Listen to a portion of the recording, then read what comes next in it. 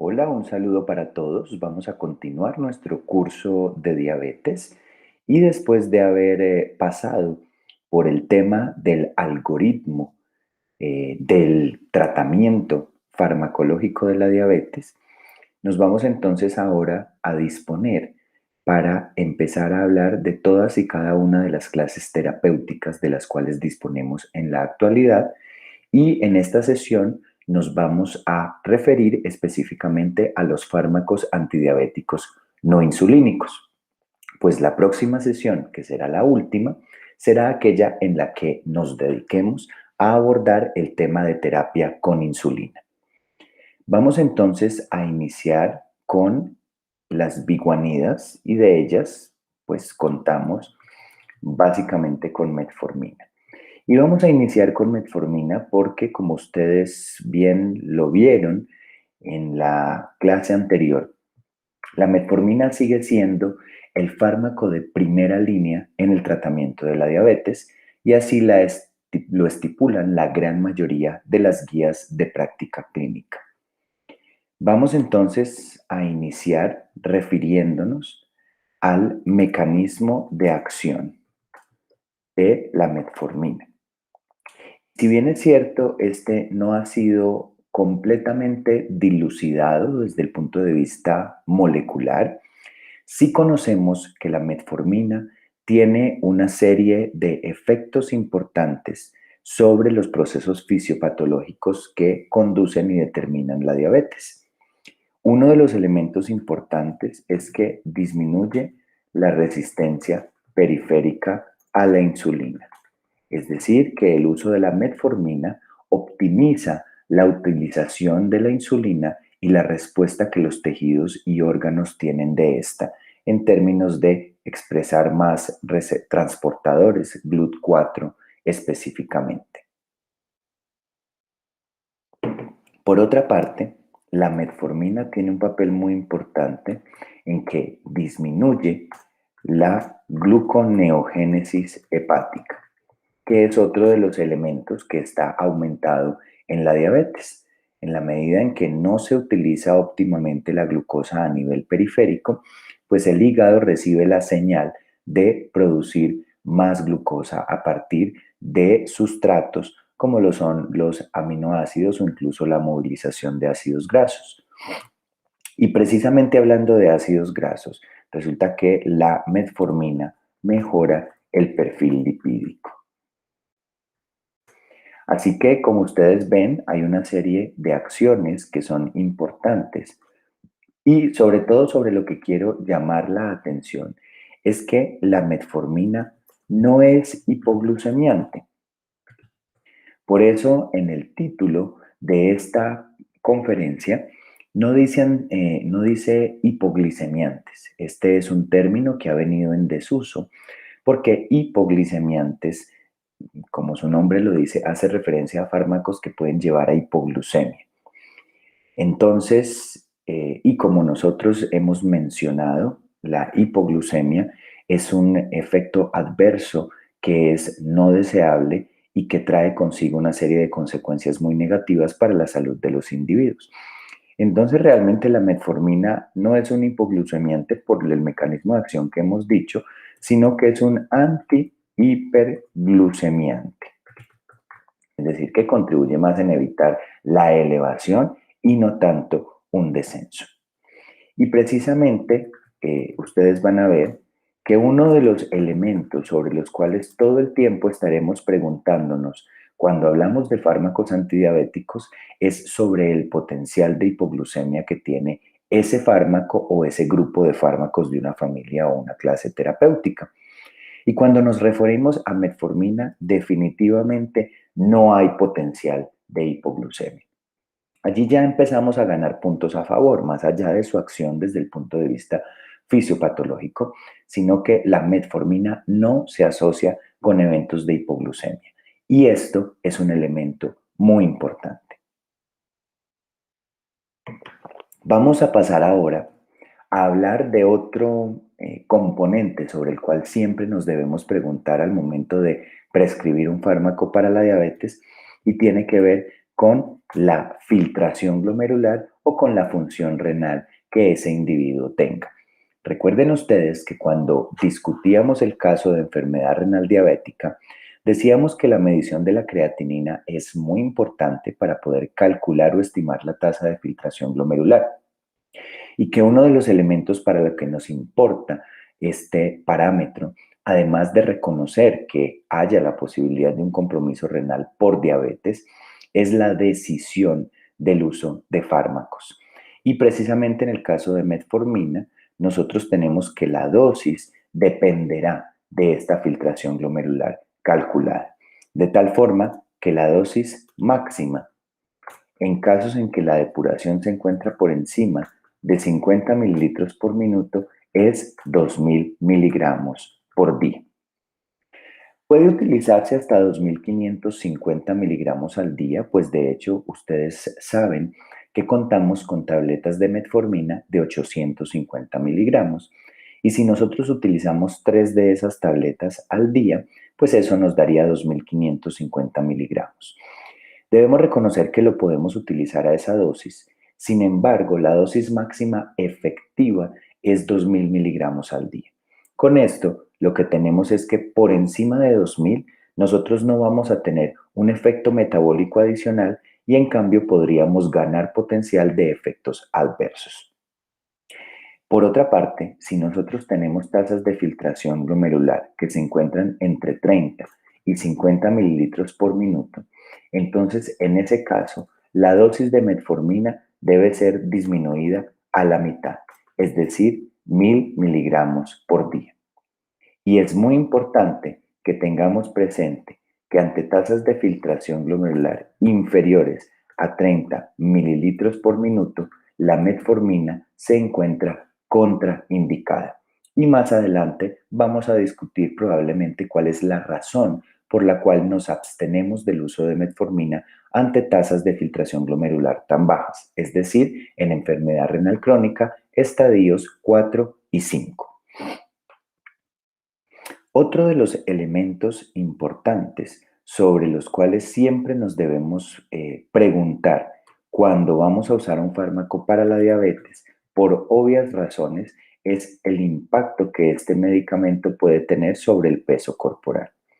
Una vez más, insisto en la relación que existe entre sobrepeso y obesidad con aparición, progresión y complicaciones de la diabetes. Es por eso que es muy importante que nosotros, además de las medidas no farmacológicas sobre las que ya hemos hablado, nos preguntemos al momento de seleccionar fármacos para la diabetes cuál es el impacto que estos pueden tener sobre el peso corporal. Y en el caso puntual de la metformina, se ha encontrado que esta puede tener una pérdida de peso leve. Cuando hablamos de pérdida de peso leve, es alrededor de 1 o 2 kilogramos. Este es un elemento adicional que hace atractiva a la metformina, pues sabemos que en una condición en la que es frecuente el exceso de peso, no tener una ganancia y por el contrario, permitir la pérdida de 1 o 2 kilogramos es atractivo. Sin embargo, quiero llamar su atención sobre un elemento importante y es que hay muchas personas que han considerado a la metformina para procesos de pérdida de peso. Y debo resaltar que la metformina no es un fármaco para perder peso. En las guías de sobrepeso y de obesidad no figura la metformina como una de las alternativas farmacológicas para abordar este problema. Entonces, hasta aquí vamos con un medicamento que impacta sobre mecanismos fisiopatológicos importantes de la diabetes, que no causa hipoglucemia, que puede ser utilizado en un amplio espectro de pacientes de disfunción renal, siempre por encima de 30 mililitros por minuto, y que además de eso no genera pérdida de peso, no genera ganancia de peso y por el contrario puede generar algo de pérdida. Ustedes van a reconocer cuando hablemos de otros grupos terapéuticos cómo existen fármacos que tienen perfiles similares hasta lo que ahora hemos mencionado de metformina o incluso mejores. Entonces se preguntarán por qué sigue siendo la metformina el fármaco de primera línea o de primera elección en el tratamiento farmacológico de la diabetes? Pues bien, hay varias razones para justificar a la metformina dentro de esa primera línea terapéutica y se las voy a exponer a continuación.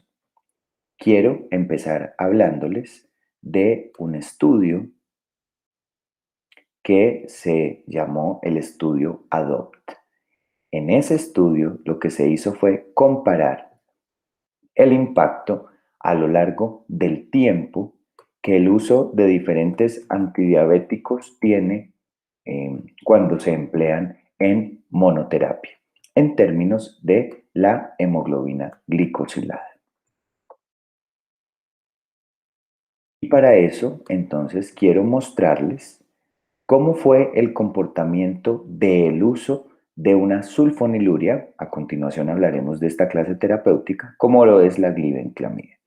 Resulta que se notó que el comportamiento era más o menos como el que les expongo en esta gráfica. ¿Qué estamos queriendo mostrar? Me voy a permitir ponerles aquí el nombre del estudio por si alguien quiere revisar la literatura. En este estudio, entonces, utilizando glibenclamida, se encontró que la hemoglobina glicosilada tiene descensos importantes rápido en el tiempo, pero infortunadamente, en la medida en que fue avanzando el tiempo, empezó a haber también un rápido deterioro del control metabólico expresado como hemoglobina glicosilada.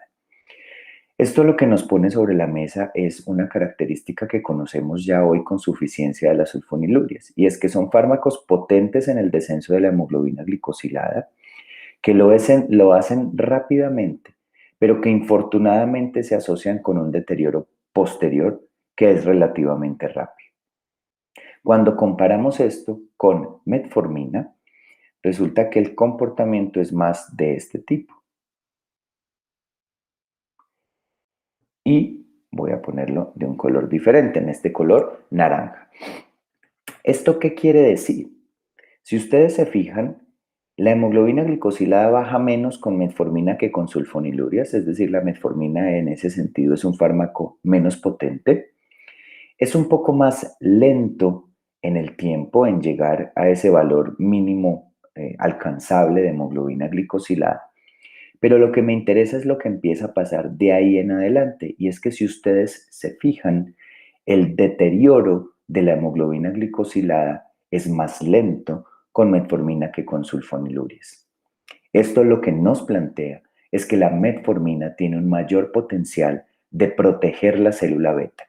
Se ha considerado a la metformina un protector de célula beta que hace que su deterioro en esa historia natural de la enfermedad del cual ya hemos hablado en sesiones previas, que el deterioro sea mucho más lento. Y esa es una de las razones por las cuales queremos utilizar tempranamente metformina en los esquemas terapéuticos de diabetes para proteger célula beta.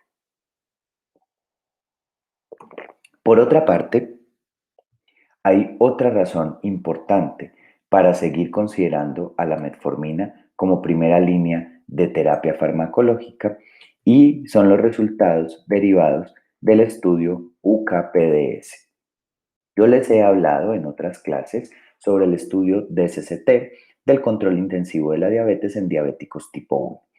Pues podríamos decir que el UPCA-PDS es como el DSCT de la diabetes tipo 2, un estudio que fue muy importante, que es un hito en la historia de la diabetología, en el cual se tomó personas con reciente diagnóstico de diabetes mellitus tipo 2 y se les dieron diferentes intervenciones, solamente cambios terapéuticos en el estilo de vida, metformina, y resulta que en este estudio UKPDS se identificó que el uso temprano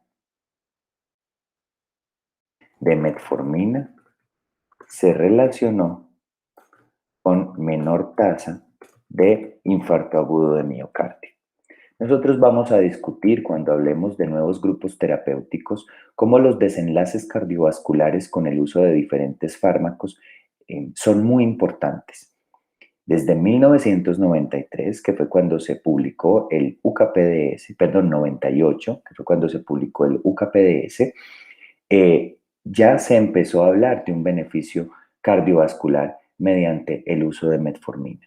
Y como ya lo hemos mencionado, la diabetes es un importante factor de riesgo cardiovascular y por lo tanto, emplear un fármaco que disminuya la tasa de eventos cardiovasculares es deseable. Entonces, con esto, terminamos de construir todos los elementos que nos siguen apoyando el uso de la metformina. Pero además hoy hay un elemento adicional y es que tiene más de 50 años en el mercado. Quiere decir que ha pasado la barrera del tiempo. Cuando nosotros tenemos fármacos nuevos, es interesante, tienen efectos que son atractivos e indicaciones que nos invitan a utilizarlos y eso ya lo hemos discutido. Sin embargo, el uso a largo plazo de los medicamentos siempre ha de ser un interrogante para nosotros los médicos. Y en este caso, contar con un fármaco que lleva siendo utilizado por más de 50 años nos da mucha seguridad en su utilización. Y hay otro elemento a considerar, y es que la metformina es un medicamento de bajo costo, con lo cual tiene una muy buena costo-efectividad. Todos estos entonces son motivos para seguir apoyando el uso de la metformina. Hay muchas discusiones alrededor de si sí debería o no la metformina continuar siendo primera línea de terapia. Nosotros los endocrinólogos seguimos considerando que la respuesta es sí y seguimos empleando la metformina siempre que podamos en nuestros pacientes. Hasta el momento hemos hablado solamente de aspectos positivos del fármaco. Es necesario, sin embargo, que reconozcamos cuáles son los posibles efectos adversos de la metformina para tratar de prevenirlos o para estar muy atentos ante ellos.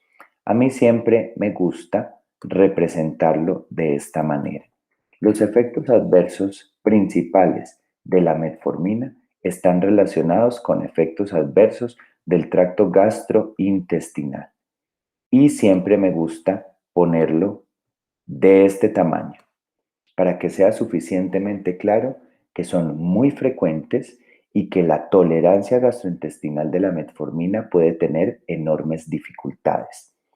La metformina se puede asociar con sabor metálico, con reflujo gastroesofágico, distensión abdominal, flatulencia y meteorismo, aparición de diarrea, exacerbación de síntomas de intestino irritable, por lo tanto dolor abdominal tipo cólico, entre otros.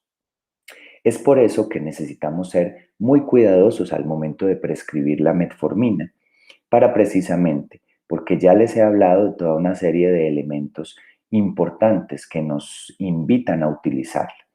Pero un paciente que desarrolle importantes efectos adversos gastrointestinales no va a querer hacer uso de la misma y es por eso que nosotros debemos tener en cuenta una serie de recomendaciones importantes. Para mejorar entonces la tolerabilidad, debemos implementar varias estrategias al momento de prescribir la metformina. Entonces, uno de los elementos es titularla, no iniciar con la dosis máxima desde un comienzo. Lo que podemos hacer es ir escalonando progresivamente la dosis. Para eso recuerden ustedes que contamos con presentaciones de metformina de 500, 750, 850 y 1000 miligramos. Esto nos permite entonces empezar con dosis más bajas e ir escalonándolas progresivamente. Mm, Otro de los elementos que podemos sugerir a nuestros pacientes es el uso con las comidas. Es decir, no hacer una prescripción cada 8 horas, sino proponer que la utilicen al finalizar el desayuno, al finalizar el almuerzo y al finalizar la cena. De esa forma podemos combinar estas dos primeras estrategias que son la titulación y el uso con comidas. Por ejemplo, podríamos decirle, empiece con 500 miligramos al desayuno. Después de 2, 3 días, váyase con 500 al desayuno y 500 al almuerzo. Si las cosas van bien después de unos cuantos días, entonces tome una con cada comida. Y después podríamos ir incrementando la dosis hasta llegar a los 2000 miligramos al día en el caso de filtraciones por encima de 50 o de 1000 miligramos entre 30 y 50, como ya lo describimos. Aun cuando empleamos este tipo de estrategias, hay algunos pacientes que siguen sin tolerar adecuadamente la metformina. Y es allí cuando podemos emplear algunas presentaciones farmacéuticas que son un poco más mejor toleradas. Dentro de ellas está la metformina XR o lo que quiere decir de liberación extendida. Esta forma farmacéutica hace que se vaya liberando de una manera mucho más lenta y por lo tanto puede ser mejor tolerada. En esta forma incluso podemos dar una sola vez al día la metformina, la totalidad de la dosis que estamos empleando. Entonces es muy importante que reconozcamos, como ya lo había dicho, este tipo de alteraciones gastrointestinales para que tratemos de prevenirlas. Y estas son algunas de las estrategias que podemos implementar. Hay otro efecto adverso de la metformina que puede ser importante y es el déficit de vitamina B12. La metformina puede interferir con la absorción de esta vitamina que todos conocemos cuán importante es para la síntesis de eritrocitos, por ejemplo, y para el adecuado funcionamiento de células neuronales. Sabemos que la deficiencia de vitamina B12 se puede relacionar con síntomas de neuropatía periférica, neuropatía dolorosa, fallas en memoria, incluso el déficit más severo de vitamina B12 puede generar la degeneración combinada subaguda que tiene un compromiso a nivel de encéfalo y a nivel de médula. Es por eso que se nos invita a que con alguna frecuencia en pacientes que usan metformina solicitemos medir la vitamina B12 por lo menos una vez al año. Y tener niveles bajos de vitamina B12 no debería ser un motivo para descontinuar la metformina, pero sí para suplementarla, para evitar los efectos deleterios que el déficit de esta vitamina puede suponer. Voy entonces a finalizar el tema de metformina con un efecto adverso del medicamento que es muy, pero muy infrecuente, pero que puede ser grave. Y esa es la acidosis láctica. Realmente, los casos de acidosis láctica por metformina son muy raros. Eran mucho más frecuentes en fármacos antecesores de este que nosotros ya no tenemos en el mercado, por ejemplo, la fenformina. Sin embargo, se sigue llamando la atención de los médicos para que tengamos mucha prudencia en la administración de metformina, o mejor, que no la utilicemos en lo que yo conozco como las fallas. ¿Y a qué hago referencia con fallas? Deberíamos evitar el uso de metformina en falla respiratoria, aguda o crónica. Esto que les voy a mencionar son algunas de las razones por las cuales en el capítulo de hiperglucemia en el hospital yo decía que no debemos utilizar metformina en pacientes hospitalizados. Pues bien, pacientes que tengan, por ejemplo, condiciones respiratorias como EPOC, como enfermedades intersticiales que obliguen al uso de oxígeno suplementario a permanencia, no deberíamos promover el uso de metformina para alejarnos del riesgo de acidosis láctica. Pacientes con compromiso hepático severo. Sin embargo, aquí tenemos que tener cuidado. Recuerden ustedes que el síndrome metabólico es la principal causa de la esteatohepatitis no alcohólica y por lo tanto de la cirrosis en la actualidad. Entonces, no está contraindicado en cirrosis hepática Child A o B, pero sí deberíamos tratar de no utilizarla en casos avanzados de hepatopatía crónica. Por otra parte, la falla renal, y ya lo había mencionado, cómo debemos abstenernos de su uso con filtraciones por debajo de 30 mililitros por minuto. Y finalmente, cuando nos referimos a falla cardíaca aguda descompensada. Y aquí sí hago énfasis en que es falla cardíaca que esté aguda, que esté exacerbada, pacientes que estén congestivos. pero no en pacientes con falla cardíaca crónica que se encuentre compensada, pues ustedes bien saben que la frecuencia de falla cardíaca en la población diabética es bastante alta y por lo tanto no desaconsejamos el uso de metformina en pacientes que tengan esta condición. Con esto doy por terminado el tema de metformina. Recuerden que es un fármaco importante, que hay argumentos de sobra para utilizarla como primera línea, que debemos tener algunas precauciones de dosificación dependiendo de la filtración glomerular, que hay algunos efectos adversos que debemos reconocer y evitar y que definitivamente hay algunos escenarios en los que es preferible no emplear el fármaco. Vamos entonces ahora a continuar con el siguiente grupo terapéutico y me voy a referir específicamente a las sulfonilurias.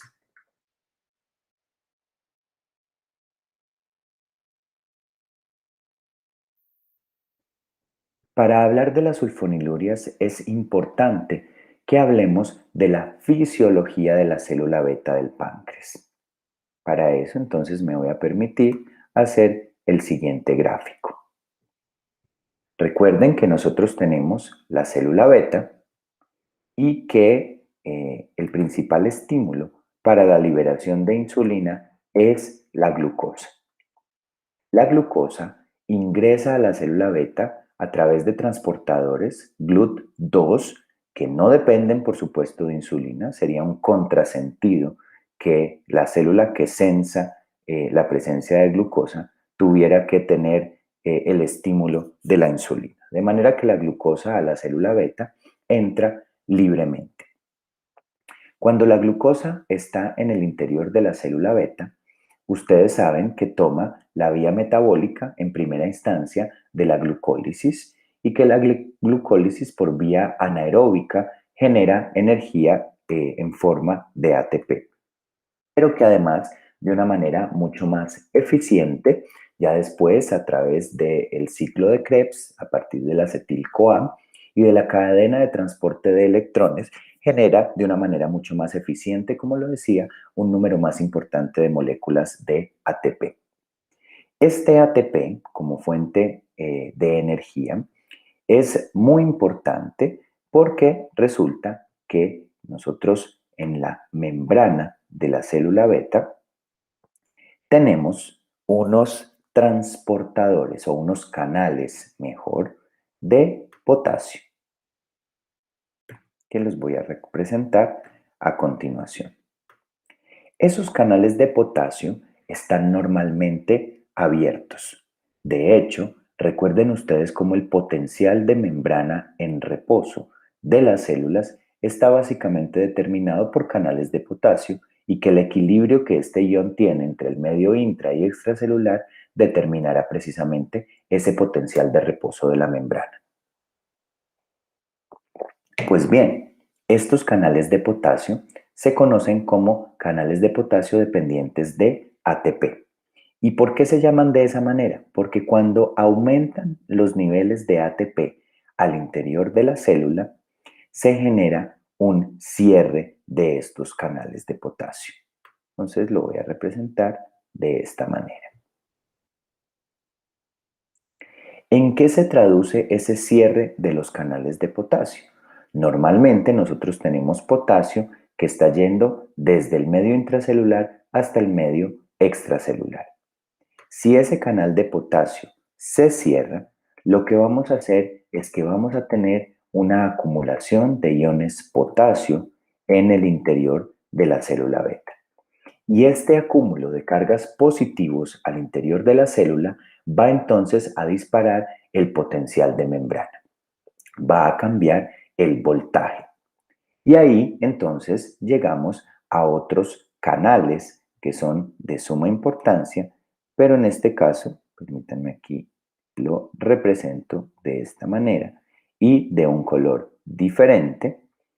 En este caso, entonces, estaríamos hablando de canales de calcio, que en este caso ya no son dependientes de ATP, como ocurría en el caso de los canales de potasio, sino que son dependientes de voltaje. Este cambio de potencial genera la apertura. Esto es diferente a los canales de potasio, normalmente están cerrados. Y este cambio de voltaje genera entonces la apertura de los canales de calcio, de tal forma que el calcio va a difundir desde el exterior de la célula hacia el interior. Y esto va a estimular a su vez más salida de calcio por parte del retículo sarcoplásmico. Y resulta que al interior de las células beta nosotros contamos con unas vesículas. Permítanme, les pongo aquí la representación precisamente de esas vesículas, y esas vesículas tienen transportadores de glucosa. Los voy a representar de esta manera. Vamos a ponerle aquí un color diferente, que son los GLUT4. Permítanme, aquí pongo otro más.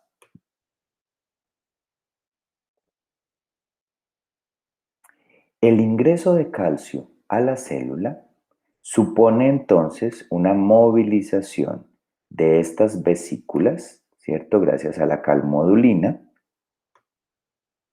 hacia la membrana, de tal forma que se exponen estos,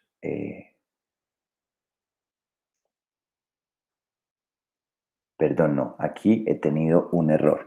Esto no hace referencia a los GLUT, excúsenme. Aquí a lo que me estoy refiriendo es que en la célula, por el contrario, ahí tuve un lapsus, pero ya lo corrijo, lo que hay es que en estas vesículas tenemos guardadas moléculas de insulina que están preformadas. Voy a representar de esta manera. Entonces, recapitulando, la glucosa entra a la célula, genera ATP, el ATP produce un cierre de los canales de potasio dependientes de ATP, llevando a una despolarización de la célula que genera apertura de canales de calcio. El calcio entra a la célula y dentro de la célula entonces se promueve el paso o la fusión mejor de estas vesículas a la membrana y en últimas la liberación de insulina hacia la circulación. Este es el proceso fisiológico normal. Es importante que reconozcamos, voy a correr un poquito esta flecha, para explicarles que acá en el canal de potasio nosotros tenemos una subunidad que voy a representar en este color naranja, que se conoce como SUR. SUR quiere decir receptor de sulfonilurias. Y por eso era que estaba hablando de este tema para introducir este grupo farmacológico. Y es que las sulfonilurias, cuando las empleamos, lo que van a hacer es unirse a esta parte del canal de potasio y van a generar su cierre independiente de la presencia de ATP. Es decir, que no se requiere este proceso de síntesis de ATP para el cierre del canal de potasio y por lo tanto para la despolarización y para todos los eventos fisiológicos subsecuentes. Es entonces importante que entendamos esto, porque esto nos hace una gran diferencia en términos del mecanismo de acción de secretagogos como las sulfonilurias y de otros fármacos un poco más modernos. Entonces, a partir de esto, nosotros ya podemos empezar a hablar varias cosas sobre las sulfonilurias. Lo primero es que identifiquemos cuáles son las sulfonilurias de las que disponemos en la actualidad en nuestro país. Entonces tenemos, en primera instancia, una de generación anterior, que es la glibenclamida, y otras dos que son de generaciones más recientes, como son la gliclazida y la glimepirida. Si nos vamos nuevamente a mencionar esos elementos sobre los que yo había hablado previamente, al mencionar las características de la metformina, pues vamos a hacernos los mismos interrogantes con las sulfonilurias. ¿Y cuáles son esos interrogantes? Entonces vamos a empezar preguntándonos por su potencial de hipoglucemia. Al entender el mecanismo de acción, entonces nos damos cuenta cómo las sulfonilurias promueven la liberación de insulina, independiente de la presencia de glucosa. Es por eso que la respuesta al potencial de hipoglucemia de las sulfonilurias es sí. Y de hecho, son las sulfonilurias y las insulinas los fármacos que mayor potencial de hipoglucemia tienen. Diferente a todas las otras categorías de antidiabéticos que no se relacionan con hipoglucemia. Entonces ahí ya empezamos a entender algunos motivos por los cuales no nos entusiasma tanto el uso de sulfonilurias y por qué las guías no ponen a las sulfonilurias muy a la orden del día para el manejo de la diabetes. Sin embargo, así como se los mencioné anteriormente, con datos del estudio ADOPT, las insulinas, al promover la salida de insulina, pues son potentes fármacos y se relacionan con importantes descensos de la hemoglobina glicosilada, pero muchas veces pagando el precio de la hipoglucemia. Es por esto que deberíamos tratar de evitar el uso de sulfonilurias en pacientes con alto riesgo de hipoglucemia, especialmente en pacientes con compromiso de la función renal, en pacientes adultos mayores o en pacientes con una importante carga de comorbilidad. Un siguiente punto a considerar es el peso. Recuerden ustedes cómo la insulina es la hormona anabólica por excelencia. Y siempre que nosotros tengamos intervenciones que se traduzcan en aumento de la insulina, vamos a tener ganancia de peso. Este es otro punto que no nos resulta muy atractivo del uso de sulfonilurias. Por otra parte, tenemos el elemento tasa de filtración glomerular. En el caso específico de la glibenclamida, solamente podemos emplearla por encima de 50 mililitros por minuto y ante tasas inferiores se desaconseja su uso, precisamente por el riesgo de hipoglucemia que tiene. Y hablando de hipoglucemia por sulfonilurias, es muy importante que reconozcamos que el riesgo de hipoglucemia por estos fármacos es prolongado.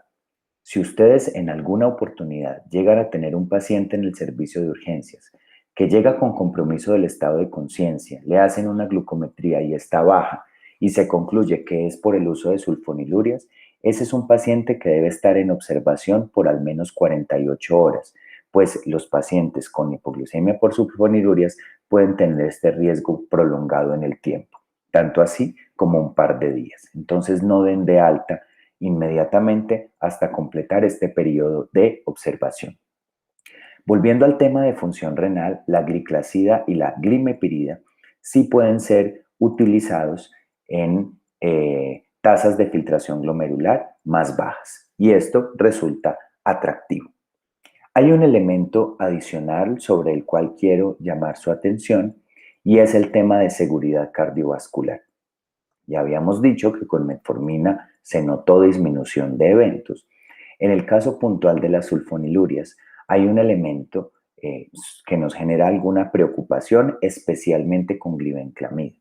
De hecho, glibenclamida, que es un medicamento que es muy barato y que tradicionalmente se ha encontrado de fácil acceso, nos preocupa porque en pacientes que vienen haciendo procesos ateroscleróticos de disminución del aporte sanguíneo, por ejemplo, al miocardio, hay un proceso fisiológico que se llama el preacondicionamiento miocárdico, que hace referencia a esas adaptaciones que los cardiomiocitos hacen a fenómenos de isquemia crónica para adaptarse, como ya lo decía, a ella y para poder digamos, funcionar a pesar de no tener un aporte de oxígeno óptimo.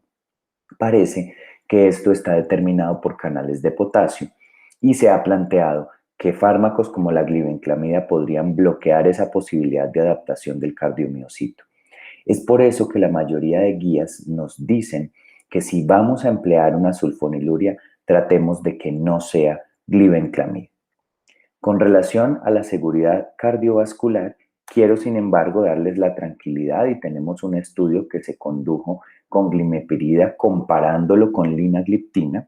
Linagliptina ya tenía un estudio previo que era el Carmelina, evaluando su seguridad cardiovascular y se concluyó que la linagliptina es seguro desde el punto de vista cardiovascular. Este es un tema que ampliaré más adelante. Pues bien, en el caso puntual de glimepirida se comparó en un estudio que se llamó Carolina, en el cual se comparó el desenlace cardiovascular usando glimepirida en algunos pacientes y linagliptina en otros, y se encontró que es neutro cardiovascular. ¿Qué quiere decir que un fármaco sea neutro en desenlaces cardiovasculares? Quiere decir que no disminuye los eventos cardiovasculares, pero de manera importante quiere decir también que no aumenta los eventos cardiovasculares. Entonces, en ese orden de ideas, por lo menos tenemos la tranquilidad de que glimepirida no aumentó la tasa de eventos cardiovasculares y que podría ser utilizado. Es muy importante que reconozcamos todos estos elementos que he mencionado sobre las sulfonilurias, porque pues, son fármacos que al fin y al cabo tenemos en el mercado aún y que podrían llegar a ser empleados. Sin embargo, como ustedes se darán cuenta, el tema de la hipoglucemia, el tema de la restricción en el uso por disfunción renal, sobre todo de glibenclamida, y el tema de la ganancia de peso son probables elementos que nos hagan buscar opciones terapéuticas diferentes a las sulfonilurias la mayoría de veces. Sin embargo, hay un tema importante, como ya lo mencionaba, y es el tema de costo y acceso. Probablemente son fármacos que no sean muy costosos, que son potentes para bajar la hemoglobina glicosilada y que pueden ser empleados sobre todo en pacientes seleccionados de menor riesgo de hipoglucemia. Voy a continuación a hablar de otros grupos terapéuticos solamente a manera de cultura general porque ya no los tenemos en el país. Sin embargo, es importante que sepamos de la existencia de ellos. Las meglitimidas, repaglimida, por ejemplo, nateglimida, son medicamentos que tienen un mecanismo de acción muy similar al de las sulfonilurias. Es decir, que tiene que ver con ser secretagogos de insulina. No las tenemos en el país y por eso no voy a hablar sobre ellas de manera profunda.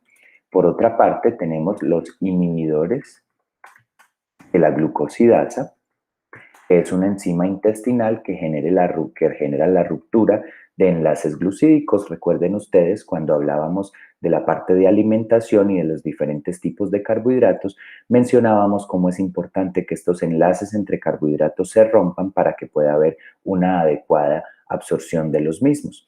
Si utilizamos inhibidores de la alfa-glucosidasa, como es el caso de la A-carbosa y del miglitol, pues vamos a tener una menor absorción gastrointestinal. Estos fármacos, sin embargo, ya no se encuentran disponibles en el país y nuevamente por eso no voy a profundizar sobre ellos.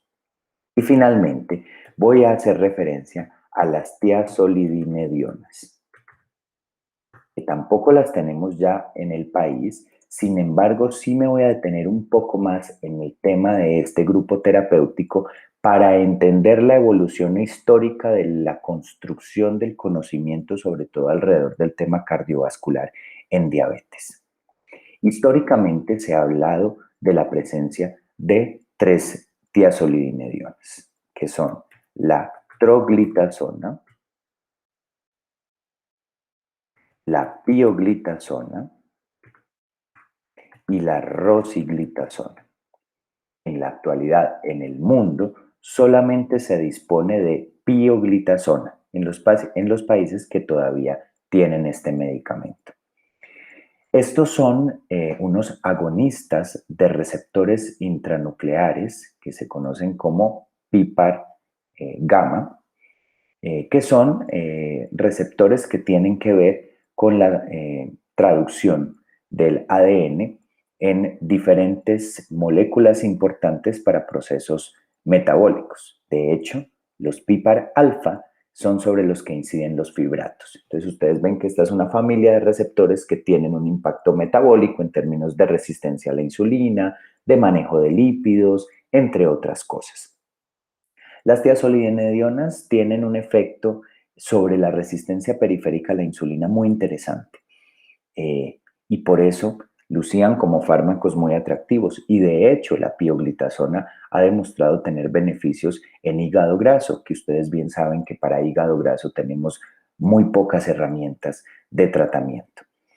Infortunadamente, la troglitazona tuvo que ser sacada del mercado por la descripción de eventos de falla hepática y la rosiglitazona es un fármaco que quiero resaltar especialmente porque hubo un estudio que llamó la atención sobre la posibilidad del desarrollo de falla cardíaca y de eventos adversos cardiovasculares con este medicamento. Después se hizo o se hicieron mejor una serie de análisis y parece que no era tan grave la situación alrededor de lo que podía ocurrir con rosiglitazona y corazón, pero para ese entonces podemos decir que el daño ya estaba hecho. Y entonces es muy importante hablar de esto, porque desde el punto de vista histórico, y ya lo decía yo, esto nos llevó a preguntarnos sobre la seguridad cardiovascular de los antidiabéticos. ¿Por qué? Porque nosotros sabemos, y lo he mencionado en más de una oportunidad, que nos preocupa de manera importante el riesgo cardiovascular en las personas con diabetes. Vemos cómo este se encuentra incrementado, cómo los diabéticos tienen más eventos cardiovasculares que los no diabéticos y cómo la principal causa de muerte en nuestro país es cardiovascular. Por eso cuando nosotros estamos empleando un medicamento para controlar la diabetes, no queremos que tenga un efecto deleterio sobre el sistema cardiovascular. Y entonces, desde este tema que surgió con la rosiglitazona, las agencias reguladoras de medicamentos a nivel mundial, especialmente la FDA en los Estados Unidos y la EMA en Europa, le exigieron a las casas farmacéuticas que desarrollaran lo que en inglés se conoce como CVOTs, que es Cardiovascular Outcome Trials, es decir, estudios de desenlaces cardiovasculares.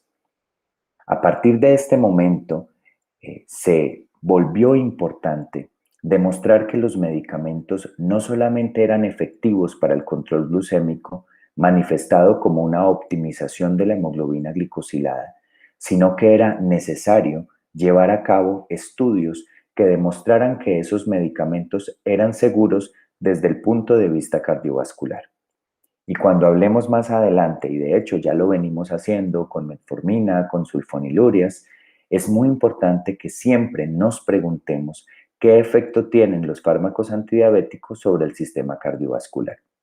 Y ahí tenemos efectos deleterios, como se llamó la atención con rosiglitazona, efectos neutros, como mencionaba yo con glimepirida, y vamos a mencionar más adelante sobre fármacos que reportan beneficio cuando se utilizan en pacientes diabéticos que tienen o un alto riesgo cardiovascular o una enfermedad cardiovascular establecida. Con esto doy por terminado la discusión sobre estos medicamentos y entonces me voy a disponer a continuar hablando de tres grupos terapéuticos que son muy importantes y que son probablemente de los que más utilizamos en la actualidad para el tratamiento farmacológico de la diabetes. Y estos son los inhibidores de la DPP4, los agonistas de los receptores de GLP-1 y los inhibidores de SGLT2. Para empezar este nuevo segmento de esta conversación, quiero que empecemos hablando de un concepto fisiológico muy importante que se conoce como el efecto incretina.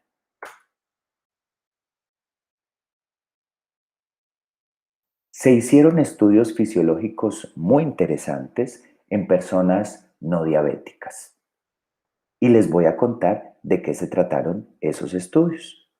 Voy a volver a mi plano cartesiano. Ustedes saben cuánto me gusta porque me permite ejemplificar varios elementos.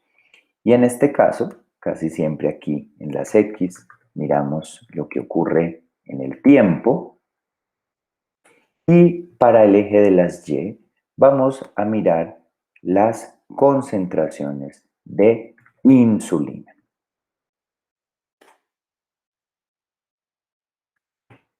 Bueno, resulta que, como les decía, en sujetos sanos se administró glucosa por vía venosa y se evaluó qué efecto tenía la presencia de esa glucosa que se ponía en la vena en términos de la liberación de insulina. Y resulta que nos encontramos una gráfica más o menos como esta. Nosotros reconocemos que tenemos dos fases de la liberación de insulina. Una, que es la primera, que da cuenta de esa insulina preformada que está al interior de las vesículas y que está lista para liberarse, por eso es un pico más rápido, pero también el estímulo sobre la célula beta desencadena toda una serie de mecanismos de síntesis de nuevas moléculas de insulina que terminan entonces tomándose un tiempo mayor, pero también aumentando la liberación de insulina. Les voy a poner entonces aquí las convenciones. Esta es lo que ocurría cuando a estos sujetos sanos, sin diabetes, se les administraba una carga endovenosa de glucosa. En esos mismos individuos, días después, se hizo lo mismo, pero en este caso no dándoles la glucosa por vía venosa, sino por vía oral. Por supuesto que en estos experimentos se estaba midiendo también la glucosa sérica para asegurarse que la cantidad de glucosa que los pacientes recibían fuera igual, independiente de si era por vía venosa o por vía oral. Y resulta que se llevaron una gran sorpresa. ¿Por qué? Porque resulta que encontraron que la gráfica era como esta segunda que les muestro a continuación de color rojo. Entonces, permítanme, les pongo también aquí la convención, en este caso empleando este color rojo para mostrarles cómo esta fue la respuesta cuando la glucosa se administró por vía oral. ¿Esto qué quiere decir? Que la liberación de insulina es mayor cuando se recibe una carga oral de glucosa que cuando ésta se administra por vía parenteral. Y es precisamente a esa diferencia a la que se le denominó efecto incretina. Los investigadores entonces empezaron a preguntarse, ¿qué es lo que ocurre que lleva a que haya esta diferencia en la liberación de insulina cuando la vía de administración es oral? Y pues definitivamente la diferencia que hay se encuentra en el tracto gastrointestinal, sin lugar a dudas. Cuando utilizamos glucosa por vía parenteral, estamos obviando el paso por el tracto gastrointestinal, mientras que por vía oral necesariamente tiene que darse una absorción a través del tracto gastrointestinal. Y fue entonces cuando se empezó a investigar qué estaba detrás de este efecto potenciador de la liberación de insulina. Y se encontró cómo en el tracto gastrointestinal hay unas células neuroendocrinas que producen ante la llegada de nutrientes, no solamente glucosa, pero de manera importante glucosa, unas moléculas con acciones básicamente hormonales que se denominaron incretinas. Y dentro de estas moléculas se identificaron de manera importante una que se conoce como GLP-1 o péptido similar al glucagón del tipo 1 y el GIP o péptido inhibitorio gastrointestinal. Se encontró que cuando llegan entonces nutrientes al intestino, específicamente en el yeyuno y en el ilion, se estimula la liberación de estos péptidos y estos péptidos, ya vamos a discutir, tienen toda una serie de efectos metabólicos muy interesantes cuando estamos refiriéndonos especialmente a la homeostasis de la glucosa.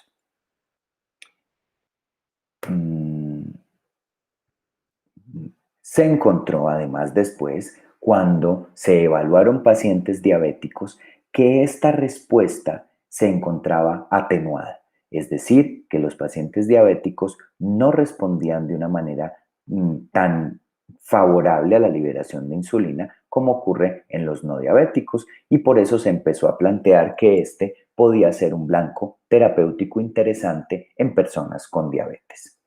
Voy entonces ahora a continuar hablando de fisiología. Y para eso, entonces, voy a hablar de las acciones que tiene a diferentes niveles el péptido GLP-1. Entonces, lo primero es expresar que nosotros contamos con la acción del péptido GLP-1 sobre unos receptores específicos que están en las membranas, por ejemplo, de la célula beta del páncreas. Y entonces quiero mostrarles cómo es este tema de la acción del GLP-1. Entonces, les voy a mostrar a ustedes aquí, volviendo al tema de las ciencias básicas, espero recuerden esta superfamilia de receptores de membrana que están acoplados a proteína G. Pues bien, el GLP-1 es ligando de receptores de GLP-1, por supuesto. ¿Y por qué tiene importancia describir qué tipo de receptor es el que media su acción en la célula beta? Porque como nos vamos a ver o nos vamos a dar cuenta, el GLP-1 aumenta la secreción de insulina, pero de una manera dependiente de glucosa. Y ahí entonces empezamos a notar algunas diferencias, porque cuando hablemos de fármacos vamos a identificar, y aquí me voy a devolver, acuérdense que sulfonilurias cierra el canal de potasio e independiente de que haya o no glucosa, obliga a la célula a liberar insulina. En cambio, cuando nosotros venimos sobre el tema GLP-1, necesitamos reconocer que el GLP-1, al actuar sobre estos receptores acoplados a proteína G, acuérdense que cuando nosotros hablamos de proteína G, esa G hace referencia a que necesita la acción del GTP, paso de GTP a GDP para que pueda haber la transducción de la señal. Y ese fosfato que tiene que ver en ese juego GTP-GDP depende de la presencia de ATP. Y como ya lo habíamos mencionado previamente, el ATP lo conseguimos por el metabolismo de la glucosa. Entonces, no basta que el GLP-1 interactúe con su receptor, sino que tiene que haber ATP para que se pueda dar el juego de la proteína G, del GTP. Y entonces se haya la transducción de la señal para que aumente la liberación de insulina. Es por eso que cuando incidimos sobre este sistema fisiológico, no estamos hablando del riesgo de hipoglicemia. Es por eso que después de que nosotros comemos no presentamos hipoglicemia, porque resulta que el GLP-1 actúa mientras haya suficiente glucosa generando ATP.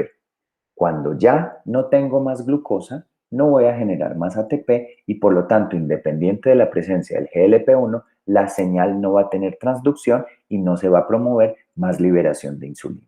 Entonces, este es un mecanismo que es interesante y que está bastante regulado por esa vía que les acabo de decir. Pero de una manera similar y también dependiente de glucosa, el GLP-1 frena la liberación de la hormona contrarreguladora glucagón. Las hormonas contrarreguladoras lo que hacen es todo lo contrario de lo que haría la insulina. Ustedes saben que la insulina lo que hace es promover el ingreso de glucosa a las células y allí el almacenamiento de la misma en recursos energéticos, mientras que el glucagón lo que genera es la movilización de glucosa hacia la circulación. Si yo tengo un péptido que me frena esa liberación de glucagón, pues voy a tener un menor efecto hiperglucemiante. Pero además el GLP-1 tiene otros efectos que son interesantes. Por lo menos en estudios in vitro se ha encontrado que es antiapoptótico de la célula beta y por eso se plantea que puede ser también un protector de la misma. Pero además hay otro par de efectos que son muy interesantes del GLP-1 y es que a nivel hipotalámico, mediado por el neuropéptido Y, el GLP-1 genera un aumento de la saciedad y es una de los mecanismos a través de los cuales cuando estamos comiendo ya sentimos saciedad y dejamos de comer. Y hay un elemento que también va en esa misma dirección y que está relacionado precisamente con un retraso en el vaciamiento gástrico. Lo voy a expresar acá. En vaciamiento gástrico. ¿Y esto en qué se traduce? Pues que si el vaciamiento gástrico se enlentece, nuevamente las personas, gracias al GLP-1, van a sentirse llenas y van a dejar de consumir alimentos. Es por eso que, como veremos a continuación, el uso de fármacos que tengan que ver con este péptido se han relacionado, algunos de ellos, dada su potencia, con potencial pérdida de peso. Sin embargo, hablando aún de la fisiología, la vida media del GLP-1 es corta, cesa su acción de una manera rápida y lo hace a través de unas endopeptidasas, particularmente de una que se conoce como la DPP4 o la dipeptidilpeptidasa 4. Peptidasa, como ustedes saben, lo que significa es que rompe enlaces peptídicos. Y cuando se rompen enlaces peptídicos, entonces lo que tenemos es que se altera o se daña la estructura primaria de la proteína y por lo tanto pierde su funcionalidad. Estas son peptidasas que están circulantes en el plasma. Y esto entonces es lo que explica una vida media corta que lleva a que se pierda la acción del GLP-1. Viendo entonces ya esta diapositiva, encontramos dos blancos terapéuticos interesantes. Por una parte, podríamos inhibir a la peptidasa mediante precisamente una categoría que se conoce como inhibidores de la DPP4, con lo cual se va a escindir en menor proporción al GLP-1 y por lo tanto se va a prolongar su vida media, haciendo que haya más tiempo para este tipo de acciones, más insulina, menos glucagón, retraso del vaciamiento gástrico, aumento de la saciedad. O lo otro que podríamos hacer sería estimular directamente el receptor. Y entonces allí estamos hablando de otra clase terapéutica que son los agonistas de los receptores de GLP-1. Entonces en esta diapositiva ya entendemos el mecanismo de acción de estos dos grupos terapéuticos, inhibidores de la DPP4 y agonistas del receptor de GLP-1. Es importante que entendamos que estos dos grupos de fármacos, a pesar de que actúan sobre un mismo sistema fisiológico, tienen potencias distintas y eso probablemente explica las diferencias clínicas sobre las que vamos a hablar a continuación. Básicamente nosotros decimos que el uso de inhibidores de la DPP4 duplica las concentraciones séricas del GLP-1. Mientras que cuando nosotros estamos hablando de agonistas de receptor de GLP-1, estamos refiriéndonos a que estamos multiplicando casi que por 8 la potencia de este sistema. Entonces, los agonistas de receptor de GLP-1 son fármacos que tienen mayor potencia que los inhibidores de la DPP4 y esto se traduce clínicamente en varios elementos como potencial de descenso de hemoglobina glicosilada por una parte, pero además por sus efectos en el peso corporal vamos a discutir cómo son diferentes. Después de haber hablado entonces de estas consideraciones fisiológicas, ahora sí detengámonos un poco a mirar cómo es el tema de cada una de estas clases terapéuticas. Y entonces empecemos a hablar de inhibidores de la DPP4. Los inhibidores de la DPP4 de los que disponemos en Colombia son sitagliptina, linagliptina, vildagliptina y saxagliptina. Hablemos entonces de cada uno de los elementos sobre los que siempre nos preguntamos. Potencial de hipoglucemia. La respuesta, afortunadamente, con este grupo terapéutico es no. Y a pesar de ser secretagogos de insulina, ya les expliqué la razón por la cual no causan potencialmente hipoglucemia, y es que la liberación de insulina es dependiente de glucosa. Si no hay glucosa no hay ATP, y si no hay ATP no se entra en juego con el GTP de la proteína G del receptor. Por eso estos fármacos no causan hipoglucemia y eso los hace atractivos. Cuando nos referimos a el potencial de alrededor del peso corporal, desde el punto de vista fisiológico, por lo que mencionábamos de la sensación de saciedad y el retraso del vaciamiento gástrico, podríamos inferir que se relacionan con pérdida de peso. Sin embargo, desde el punto de vista clínico, lo que se ha encontrado en los estudios es que estos fármacos son neutros en el peso corporal, es decir, no generan pérdida, no generan ganancia de peso. Probablemente la explicación para que no generen pérdida de peso es lo que ya les hablé de que tienen una menor potencia que otro grupo terapéutico. Sin embargo, el hecho de que no generen ganancia de peso es un factor positivo en una enfermedad con una génesis importante en el exceso de peso. Pero además aquí empezamos a notar un perfilamiento de pacientes que se podrían beneficiar especialmente de este grupo terapéutico y hago referencia sobre todo a los adultos mayores. Recuerden que los adultos mayores tienen especial riesgo de desarrollar hipoglucemia y es por eso que usar fármacos que no predispongan a ella es deseable. Pero además yo ya en el apartado de control clínico llamaba su atención sobre el peso corporal en el adulto mayor. Si tenemos pacientes adultos mayores con obesidad, pues probablemente queramos emplear otros fármacos, pero en el adulto mayor nos preocupa la pérdida de músculo, la sarcopenia, y por eso hay algunos escenarios en los que no queremos, sobre todo en adultos mayores frágiles, que pierdan peso. Entonces, el hecho de que un fármaco no nos genere pérdida de peso puede ser atractivo en ese grupo poblacional específico. Vamos a hablar ahora sobre la tasa de filtración glomerular y en esto sí son muy atractivos estos fármacos, pues pueden ser empleados en todo el espectro de disfunción renal. Debemos, sin embargo, llamar la atención sobre la necesidad de ajustar la dosis de los medicamentos en algunos casos. Pero pueden ser utilizados en todo el espectro. Y cuando digo en todo el espectro, los inhibidores de la DPP4 pueden ser utilizados incluso en enfermedad renal crónica estadio 5, en terapia de reemplazo renal.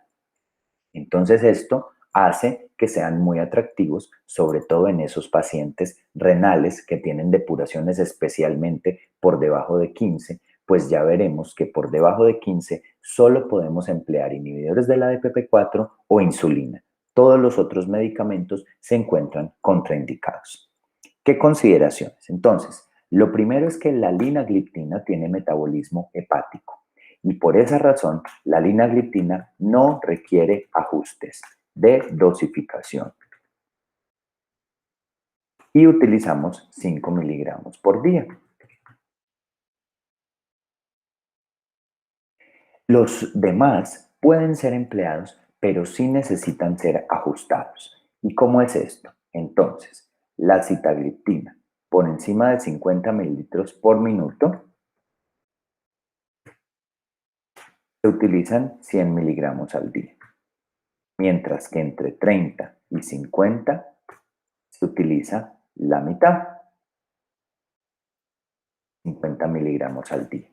Y si tiene menos de 30, se debe hacer un nuevo ajuste a 25 miligramos, cuando está por debajo de 30.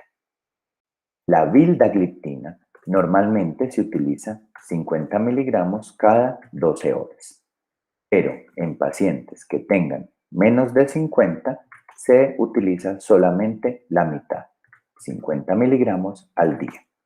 Y la saxagliptina, nuevamente, por encima de 50 mililitros por minuto, se utiliza 5 miligramos al día. Y cuando está por debajo de 50, se utiliza 2,5 miligramos al día. Entonces, simplemente tenemos que tener la precaución. En pacientes que tengan compromiso de la función renal, linagliptina no necesita ajuste y las otras se pueden utilizar, pero dependiendo de la depuración, necesitan ser ajustadas en su dosis. Vamos ahora a referirnos a la seguridad cardiovascular. Y cuando hablamos de la seguridad cardiovascular, entonces es importante que reconozcamos que en estos medicamentos tenemos varios estudios que se llevaron a cabo. Y me voy a detener aquí un momento porque como es la primera vez que ya me meto de lleno a este tipo de estudios, entonces quiero contarles algo sobre ellos para que lo tengan claro. Digamos que cuando hablábamos de UKPDS y de beneficios cardiovasculares con metformina usándola tempranamente tras el diagnóstico de diabetes tipo 2, realmente ese no fue un estudio diseñado para evaluar la seguridad cardiovascular. Simplemente fue un desenlace que se tuvo en cuenta, pero no era el desenlace primario, no fue diseñado para ello. Estos otros estudios, en cambio, sí fueron diseñados para evaluar seguridad cardiovascular. ¿Y qué es lo que se hace? Eh, Se toman pacientes de especial riesgo cardiovascular y en estos estudios casi siempre lo que se hizo fue que se tomó personas que ya tuvieran alguna enfermedad cardiovascular establecida porque habían hecho antes algún infarto agudo de miocardio, porque habían hecho una enfermedad cerebrovascular o muchos de ellos porque tenían factores de riesgo importantes como compromiso de la función renal, como dislipidemia, tabaquismo, hipertensión, entre otros. Y lo que hicieron fue darles su terapia farmacológica que vinieran recibiendo para la diabetes, más el medicamento de estudio a un grupo y a los otros se les daba placebo. Y al final del estudio se recogía lo que se conoce como el MACE en inglés, que en español, bueno, en inglés sería Major Adverse Cardiovascular Events, que en español sería eventos adversos cardiovasculares mayores, que es una combinación de infarto agudo de miocardio no fatal, de ACV no fatal y de muerte cardiovascular. ¿Por qué se construyó este desenlace compuesto? Porque si se tomara solo uno de estos desenlaces, se requeriría una población muy grande, haría que los estudios fueran muy costosos y que probablemente tuvieran que demorarse mucho más tiempo. Entonces lo que hicieron fue meter en una sola bolsa y si cualquiera de los pacientes desarrollaba cualquiera de estos eventos, pues se consideraba que había tenido el desenlace primario. Y entonces lo que se hacía, ojo, porque en estos estudios el interés no es mirar si los fármacos servían o no para la diabetes y si bajaban o no la hemoglobina glicosilada, porque es que esto ya se conocía de antes, que eran fármacos efectivos para el tratamiento de la diabetes. Aquí lo que se buscaba era mirar o comparar mejor la aparición de eventos cardiovasculares con personas que usaban o que no usaban el medicamento. Ahí en términos de los inhibidores de la DPP4, entonces tenemos estudios con sitagliptina, como es el estudio TECOS, con saxagliptina, como es el estudio SABOR-TIMI, y con linagliptina, un estudio del cual ya les hablé previamente cuando hablé de sulfonilurias, como es el estudio CARMELINA. En estos estudios se encontró que los inhibidores de la DPP4 son neutros desde el punto de vista cardiovascular, es decir, que no aumentan los efectos adversos cardiovasculares, pero tampoco los disminuyen. En este sentido, quedamos muy tranquilos porque son fármacos que son seguros para el corazón. Lo que pasa es que, como discutiremos en las dos categorías terapéuticas que nos faltan, no se demostró que tuviera un beneficio cardiovascular adicional. Son buenos porque son buenos para bajar la hemoglobina glicosilada de una manera modesta, pero no tienen beneficios cardiovasculares adicionales. Solamente quiero llamar su atención sobre un desenlace con saxagliptina, y es que se encontró en el SAVOR-TIMI que pacientes que tuvieran falla cardíaca tuvieron un aumento en las hospitalizaciones por falla cardíaca. Es por eso que una precaución que deberíamos tener en pacientes con falla cardíaca, sobre todo con fracción de eyección disminuida, es no emplear saxagliptina. No porque ocasione falla cardíaca, atención a eso. La saxagliptina no se ha relacionado con que aparezca falla cardíaca, sino que en personas que ya la tienen, utilizar saxagliptina probablemente se relaciona con un aumento del riesgo de ser hospitalizado por falla cardíaca. Entonces eso es un elemento a tener en cuenta. Ya para concluir este apartado sobre los inhibidores de la DPP4, quiero llamar su atención sobre el perfil de tolerabilidad. Son medicamentos muy bien tolerados. A pesar de que están listados algunos efectos adversos como reacciones respiratorias altas, infecciones respiratorias altas agudas, infecciones urinarias, pancreatitis, etcétera, realmente son muy, muy pocos, y podríamos decir que probablemente los inhibidores de la DPP4 son de los fármacos mejor tolerados de todos los grupos terapéuticos. Con esto entonces vemos que es una categoría que es atractiva, que puede ser utilizada en todo el espectro de disfunción renal, que son neutros en peso corporal, que no generan hipoglucemia y que no nos preocupa que nos vaya a generar eventos adversos cardiovasculares. Y de hecho, hasta el 2015, la Guía Latinoamericana de Diabetes promovía el uso de inhibidores de la DPP4 como mejores acompañantes de la metformina.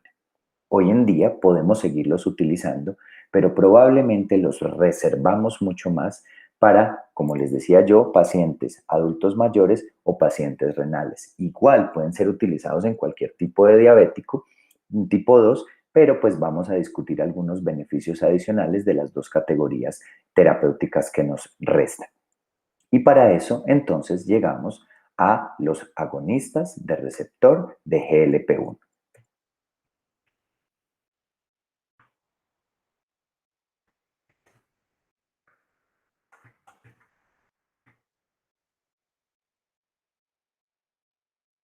Ya vimos cuál era su mecanismo de acción, y era incidir directamente sobre el receptor y desencadenar todos estos efectos metabólicos de los que habíamos hablado. Necesitamos entender que estos fármacos se dividen en dos grupos, ¿cierto? Que son los análogos de exendina, por una parte, y por otra parte tenemos a los que son análogos del GLP-1 humano.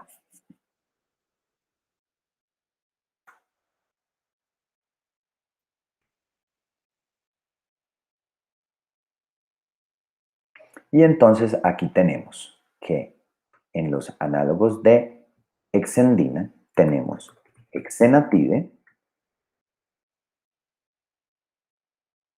y lixisenatide. Mientras que en análogos de GLP-1, aquí me voy a referir exclusivamente a los que tenemos en Colombia. Existe también albiglutida, que no está en Colombia. Entonces los análogos de GLP-1 humanos son liraglutide. Por otra parte tenemos semaglutide y tenemos dulaglutide. Los agonistas de receptor de GLP-1 se administran por vía parenteral, es decir, que son subcutáneos. Por eso es que cuando yo les mostraba el título de esta conferencia, me refería a antidiabéticos no insulínicos y no a antidiabéticos orales, porque resulta que los agonistas de receptor de GLP-1 no son orales, son inyectables. Es cierto que se cuenta en el mundo con semaglutide oral que todavía no está presente en Colombia. Probablemente en un futuro no muy lejano ya vamos a disponer de él. Es probable que estas diferencias en la estructura molecular generen también algunas diferencias entre estos medicamentos que necesitamos entender. En Exenatide, quiero contarles que tenemos también un Exenatide de liberación prolongada. Y hay diferencias, por ejemplo, en su farmacocinética que condicionan frecuencias de administración diferentes. Entonces, el Exenatide, por ejemplo, se administra cada 12 horas, mientras que Exenatide LAR se administra cada semana y Lixisenatide se administra una vez al día. En el caso de los análogos de GLP-1 humano, liraglutide se administra cada día, semaglutide se administra cada semana y dulaglutide se administra cada semana. Tenemos también diferencias en el tamaño y peso molecular de estos fármacos. Por eso es que se van a dar cuenta que vamos a mencionar que entre ellos hay algunas diferencias. Los inhibidores de la DPP4, por el contrario, son bastante similares unos con otros. Y probablemente lo mismo ocurra con los inhibidores de SGLT2. En agonistas de receptor de GLP-1 sí hay algunas diferencias que vamos a mencionar. Por ejemplo, la semaglutida es el más pequeñito de todos, seguido de liraglutida, después de dulaglutida, y esto probablemente tiene impacto también farmacocinético y también en su alcance a ciertas partes del cuerpo, como por ejemplo el tema de barrera hematoencefálica, entre otras cosas. Vamos entonces a referirnos a todos estos efectos sobre los que nos hemos preguntado con cada categoría de fármacos antidiabéticos. Entonces, un primer elemento que es diferente a los otros es que es inyectable. Y esto puede ser un punto a favor, un punto en contra, es en todo caso un elemento a tener presente, dependiendo también de gustos, de temor a las agujas de nuestros pacientes. Y también la frecuencia de administración, pues será seguramente un elemento a considerar al momento de pensar en mayor facilidad para nuestros pacientes. En términos de peso corporal, esta es la categoría que mayor pérdida de peso ocasiona. Y se explica por lo que ya les había mencionado. Primero, que son altamente potentes, hasta 8 veces, como lo había mencionado. Y esto hace que aumente mucho el tema de saciedad y que adicionalmente retrase de manera importante el vaciamiento gástrico. Y entonces es por eso que son los que mayor potencial de pérdida de peso tienen. Y por eso cuando hablábamos del algoritmo de tratamiento de la diabetes mencionábamos cómo el elemento peso corporal resulta ser bastante atractivo cuando hay exceso del mismo, pensando en el uso de estos medicamentos. La potencia para la pérdida de peso es diferente. Probablemente semaglutide sea el que más potencial tenga de pérdida de peso, seguido del liraglutide y seguido de dulaglutide y ya de los otros, de lixisenatide y exenatide LAR. De hecho, liraglutida está aprobado para el manejo del peso en pacientes con obesidad en Colombia, independiente del diagnóstico de diabetes mellitus. No me voy a detener mucho en el tema porque este no es una clase sobre obesidad, pero es importante que tengamos esto en cuenta. Por otra parte, recuerden ustedes cómo hablamos del potencial de hipoglucemia y nuevamente, como ya lo había mencionado antes, no se relacionan con hipoglucemia porque solamente son secretagogos de insulina cuando hay ATP gracias a la presencia de glucosa.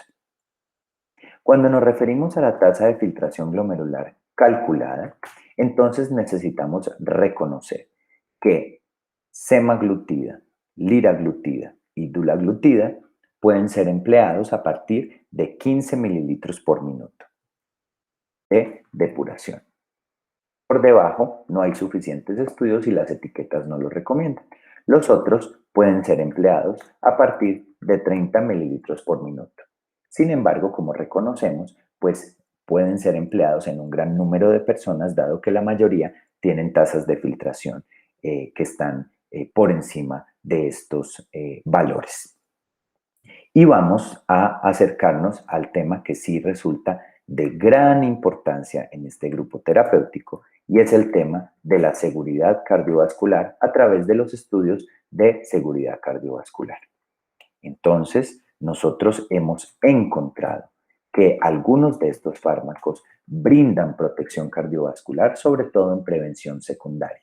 Es decir, que en pacientes que ya han tenido un evento previo, esto es el caso de semaglutide y liraglutide, disminuyen nuevos eventos y además de esto, en pacientes con un perfil de alto riesgo cardiovascular, no solo con enfermedad cardiovascular establecida, sino con alto riesgo cardiovascular, el estudio con dulaglutide también demostró que disminuía los eventos cardiovasculares.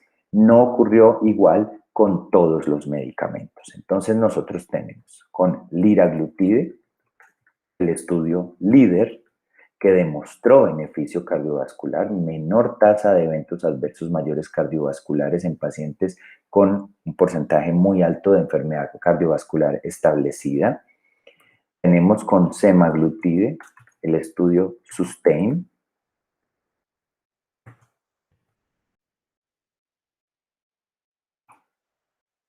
Y tenemos con dulaglutide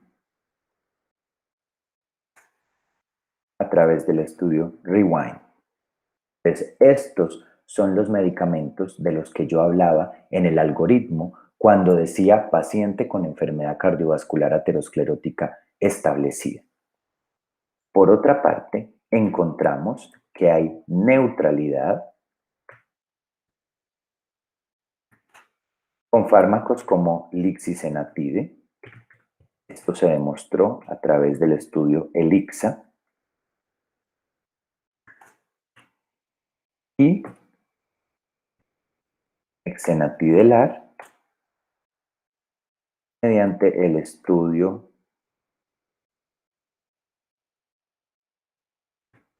Excel. No me acuerdo muy bien el orden de las letras, pero es una cosa así similar. Entonces, tenemos tranquilidad con todo el grupo terapéutico de que no va a aumentar mis eventos cardiovasculares. Y si quiero seleccionar, puedo seleccionar cualquiera en un paciente que no tenga eventos cardiovasculares previos. Ahora, si además de brindar el beneficio glucémico, quiero brindar el beneficio cardiovascular, debería inclinarme más por los fármacos que han demostrado como lo son liraglutide, semaglutide y dulaglutide. Entonces vemos que son fármacos bastante atractivos. Una preocupación que nos puede generar el uso de estos medicamentos es su costo, porque son probablemente los medicamentos más costosos de todos los que hemos mencionado y no hemos hablado de los inhibidores de SGLT2, pero agonistas de receptor de GLP-1 son definitivamente los medicamentos con el mayor costo.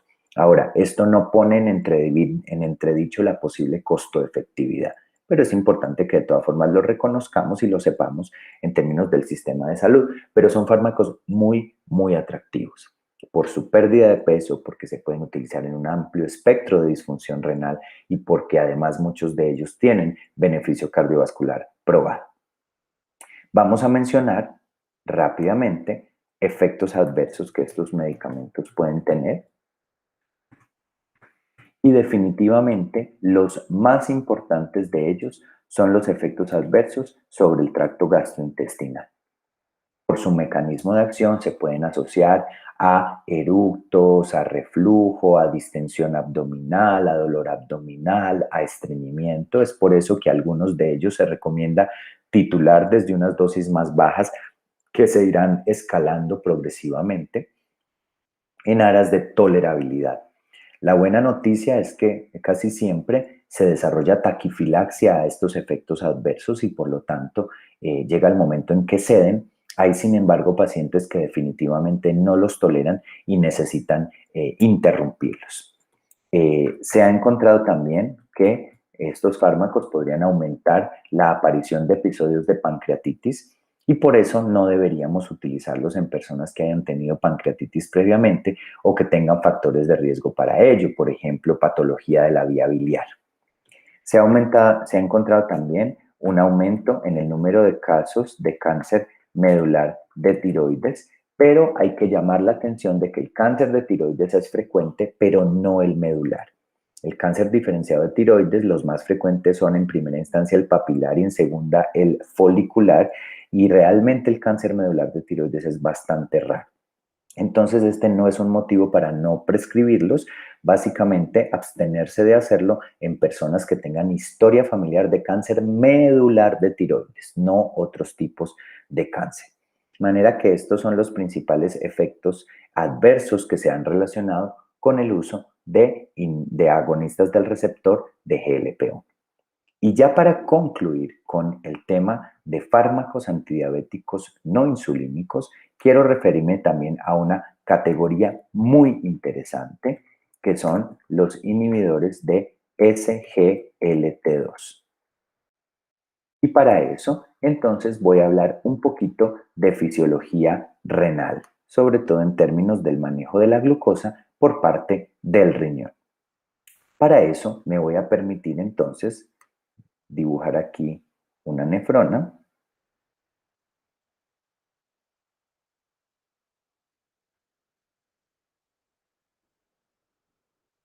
Allí ustedes me perdonarán mis dotes artísticas, pero básicamente ustedes recuerdan que aquí tenemos el glomérulo, después tenemos el túbulo contorneado proximal, el asa de Henle, finalmente el túbulo contorneado distal y el túbulo colector.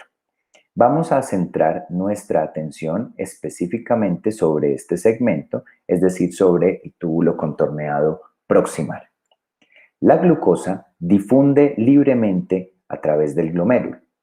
Sin embargo, no es esperable encontrar glucosa en la orina. De hecho, cuando ustedes encuentren glucosa en la orina, tienen que preguntarse en primera instancia si el paciente está hiperglucémico.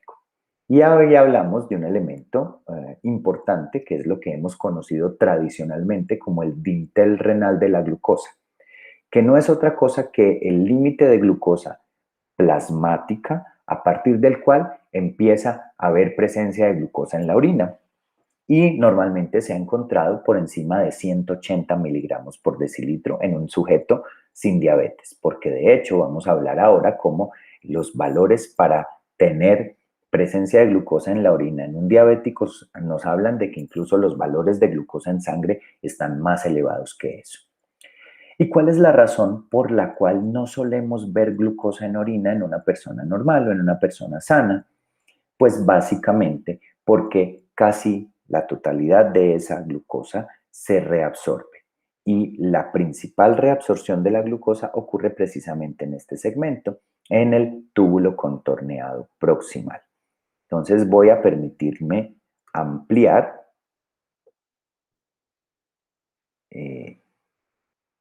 la visión de este segmento. Les voy a mostrar por acá. Digamos que esto lo vamos a ampliar de esta manera.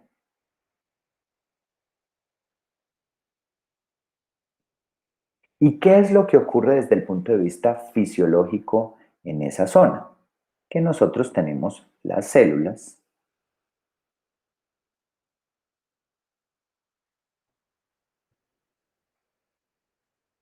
Voy a representarlo de esta manera.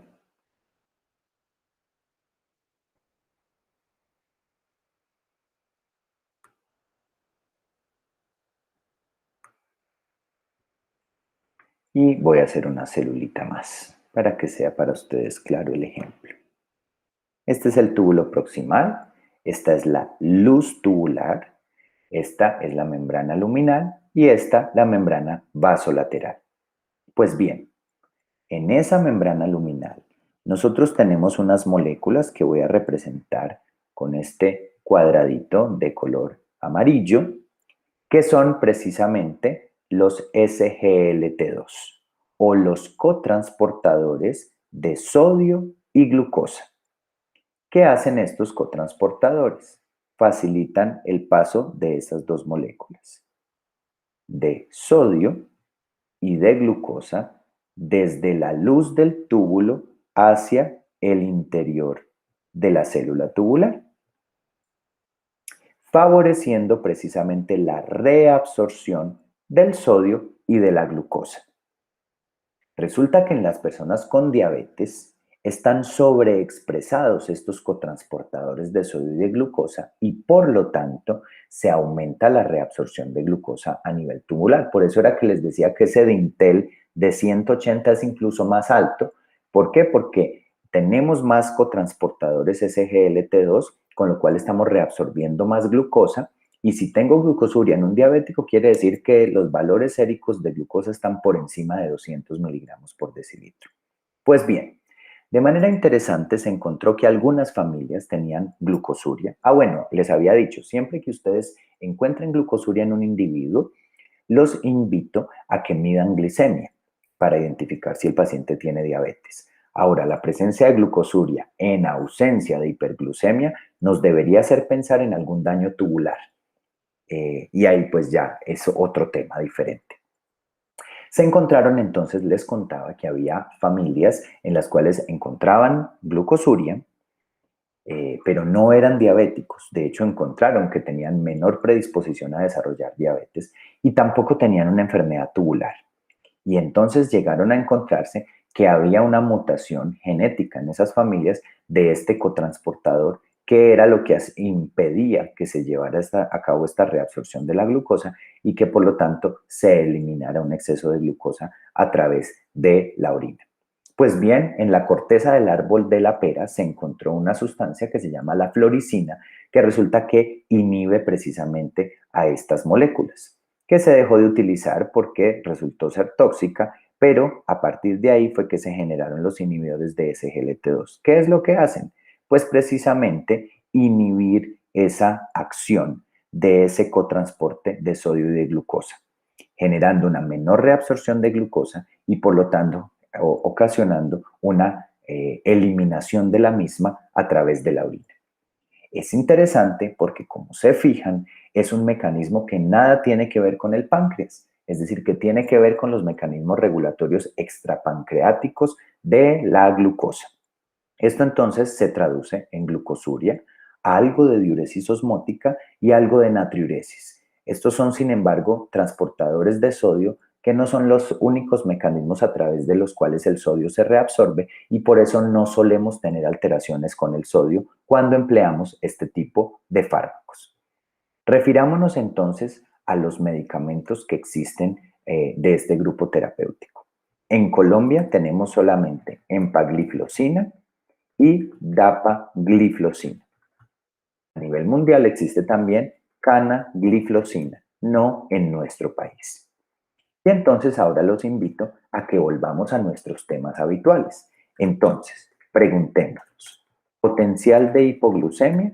La respuesta es no. El mecanismo de acción es extrapancreático. No tiene nada que ver con la liberación de insulina y por eso no causan hipoglucemia. ¿Qué pasa con estos fármacos y el peso corporal? Una leve disminución. Claro, en la medida en que generan glucosuria, generamos pérdida de glucosa a través de la orina y por lo tanto pérdida de calorías. Y por eso, después de los agonistas de receptor de GLP-1, son los inhibidores de SGLT2 los que siguen en pérdida de peso. Cuando nos referimos a la tasa de filtración glomerular, es importante reconocer que los efectos glucémicos de estos fármacos se ven con depuraciones por encima de 45 mililitros por minuto. Debo, sin embargo, llamar su atención sobre los estudios de los que hablaré en pocos instantes, y son los estudios renales y cardiovasculares con inhibidores de SGLT2, que han demostrado que con tasas de filtración tan bajas como 30 mililitros por minuto pueden tener beneficios renales y cardiovasculares. Pero si estamos enfocados en el tema glucémico, deberíamos emplearlos con depuraciones por encima de 45 mililitros por minuto. Y precisamente entonces llegamos al tema de efecto cardiovascular. Y ahí nos encontramos dos estudios muy interesantes. El EMPA-REC Outcome, por supuesto con empagliflozina, y que nos demostró que definitivamente hay un beneficio cardiovascular con el uso de estos medicamentos, de este medicamento de empagliflozina. El estudio Duration que se llevó a cabo con dapagliflozina Fue un estudio con un diseño diferente en el sentido de que EMPA-REG Outcome incluyó solamente pacientes con enfermedad cardiovascular establecida, mientras que el de dapagliflozina solamente incluyó pacientes que tenían y que no tenían enfermedad cardiovascular. Entonces, ese estudio demostró neutralidad, no un beneficio adicional, pero probablemente tenga algo que ver con la selección de los pacientes. Sin embargo, empagliflozina demostró disminución de los eventos cardiovasculares. Y hay un tema que es muy importante, ahora sí, con cualquiera de los dos, dapagliflozina y empagliflozina, y es que estos medicamentos, por su mecanismo de acción, tienen beneficio en pacientes que tienen falla cardíaca, con fracción de eyección preservada y con fracción de eyección disminuida. Disminuyen la hospitalización y la mortalidad por falla cardíaca. Es por eso que en el algoritmo les contaba yo que si un paciente es diabético y tiene falla cardíaca, deberíamos, en la medida de lo posible, buscar el uso de estos medicamentos. Me devuelvo un poquitín al tema de enfermedad renal, y es que además estos medicamentos han mostrado beneficio desde el punto de vista renal, en el sentido de que disminuyen la aparición y la progresión de enfermedad renal diabética, sobre todo determinada por el aumento de la creatinina y por el aumento de la relación albuminuria-creatinuria. Es por eso que también les hablaba en el algoritmo de tratamiento farmacológico de cómo en pacientes que tienen diabetes y compromiso renal por enfermedad renal diabética, deberíamos buscar el uso de este tipo de fármacos. Entonces, como ustedes ven, son fármacos que son bastante atractivos, sobre todo desde el punto de vista renal y cardiovascular. Y ya para concluir, entonces voy a hablar de los efectos adversos de estos medicamentos, que es muy importante que lo tengamos presente. Entonces, uno de los efectos adversos sobre los que se llama nuestra atención es sobre la posibilidad del desarrollo de infecciones genitourinarias micóticas. ¿Por qué? Pues porque si quedan goticas de orina en el tracto genital con glucosa por la glucosuria que genera, podría entonces favorecer infecciones micóticas como la balanoposthitis por cándida en el caso de los hombres o la vulvovaginitis por cándida en el caso de las mujeres. Es por esto que debemos recomendar a los pacientes que van a emplear inhibidores de SGLT2 tener un muy buen aseo genital, lavar sus genitales después de ir al baño o utilizar pañitos húmedos para evitar que estas complicaciones ocurran. Realmente la preocupación es con infecciones micóticas genitourinarias y no tanto así con infecciones del tracto urinario. Hay otro elemento que debemos tener en cuenta, y es que por la glucosuria, por el aumento de la diuresis osmótica, podría ocasionar, y de hecho tiene un efecto sobre la presión arterial disminuyéndola, y por eso debemos llamar la atención sobre todo en los adultos mayores, porque podría causar hipotensión ortostática. Y es por eso que deberíamos promover una adecuada hidratación. Incluso en algunos y sobre todo en mayores, deberíamos pensar en ajustar o retirar diuréticos para evitar esta hipotensión ortostática que no es deseable, que podría aumentar el riesgo de caídas. Se ha discutido también sobre un impacto negativo sobre la salud del hueso. Esto está no muy bien comprendido, pero simplemente se los cuento porque ha estado reportado en los estudios clínicos. No es un motivo para no utilizarlos, pero sí probablemente una razón para, en personas mayores de 50 años, abrir los ojos sobre la densidad mineral ósea y tomar las medidas pertinentes.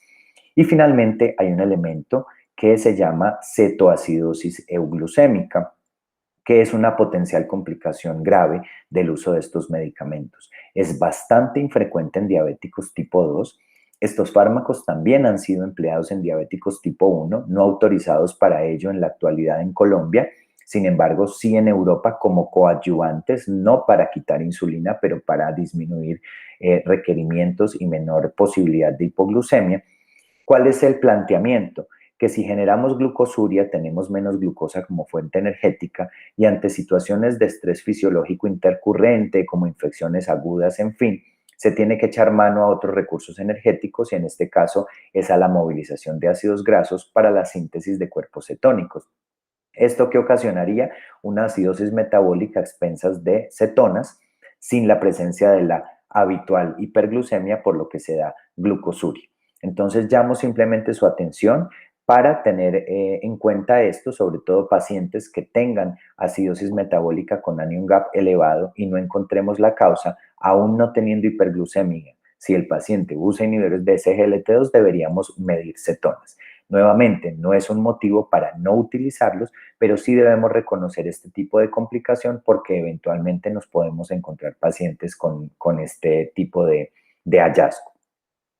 Bueno, mis queridos doctores, con esto damos por terminado este capítulo muy nutrido, con mucha información alrededor de antidiabéticos no insulínicos. Piensen mucho siempre en la fisiología para poder recordar los mecanismos de acción.